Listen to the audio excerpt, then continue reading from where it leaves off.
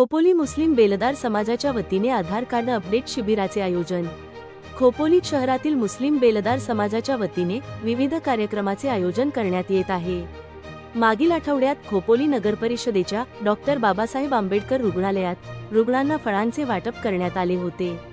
तर लगेचच रविवार दिनांक ऑक्टोबर 19 रोजी मुस्लिम वेलफेअर हॉल पाटणकर चौक या ठिकाणी शहरातील सामाजिक कार्यकर्ते तथा युवा उद्योजक विक्रम यशवंत शेठ साबळे यांच्या वाढदिवसाच्या निमित्ताने खोपोली मुस्लिम बेलदार समाजाच्या मार्फत आधार कार्ड अपडेट शिबिराचे आयोजन करण्यात आले होते।